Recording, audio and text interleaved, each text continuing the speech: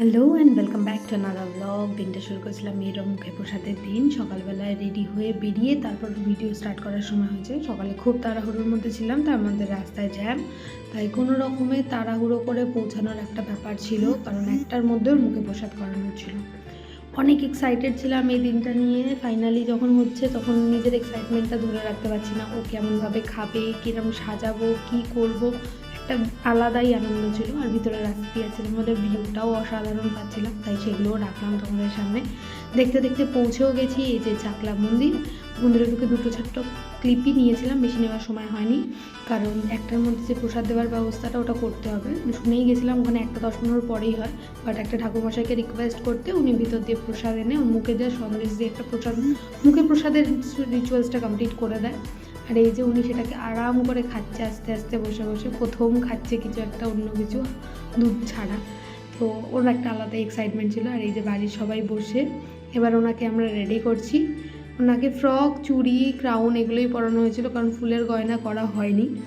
এত কিছুর মধ্যে ওর মুখে হাসিটা মিসিং ছিল, কাঁদছিল না, এটা সত্যি। বাকি সমস্ত বাচ্চা কাঁদছিল, ও কাঁদছিল না, বাট ও এত লোক দেখলে না হাসিটা একটু বন্ধ হয়ে যায়। ভাবছে মানে কিরকম একটা হয়ে যায়, ও খুব সব কিছু অবজার্ভ করার মতন হয়ে থাকে, ওই জন্য হাসিটা আর আসছে না, বাট এনজয় করছিল ব্যাপারটা। ওর কোনো প্রবলেম হচ্ছে না। ওকে মালা পরানো হয়েছে, ক্রাউন পরানো হয়েছে।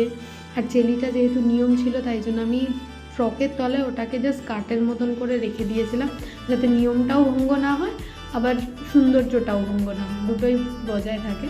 তো এই যে উনি রেডি, ওনার কোনোতেই কোনো অসুবিধা নেই। উনি প্রপারলি রেডি হওয়ার জন্য একদম দেখছে কি করা হচ্ছে ওনার সাথে। উনি প্রত্যেকটা জিনিস স্টেপ বাই স্টেপ ভালো করে দেখছে, যে আমার কোন হাতে চুড়ি পরানো হচ্ছে, কি করা হচ্ছে, সমস্ত কিছু।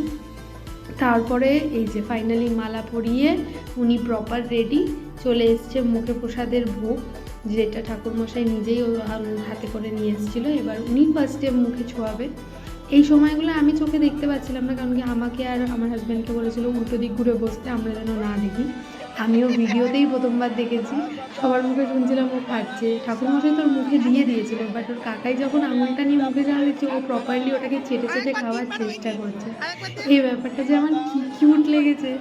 মা তো লোকে বলে বলতে নেই, থু থু থু, আমিও চাই না নজর লাগবে, বাট সত্যি ঠাকুর করুক এরকম মেমোরিগুলো সমস্ত থেকে যাক, তার জন্য এই ভিডিওগুলো করা।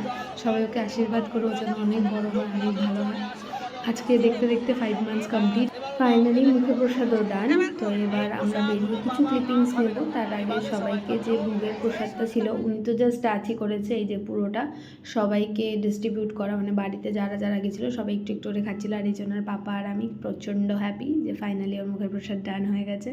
আর বাড়ির সবাই এখানে বসে ভোগের প্রসাদটা খাচ্ছে। তারপরে গিয়ে আমরা যে ভোগের লাইন হয় সেখানেও দাঁড়িয়ে বাইরের ভোগ খেয়েওছি। তার মাঝখানে একটু কিছু ফটোশ্যুটও হয়েছে, নিজেরও কিছু ক্লিপস নিয়ে নিচ্ছিলাম। সমস্ত কিছু যখন ডান, উঠে পড়েছি আবার গাড়িতে বাড়ির উদ্দেশ্যে।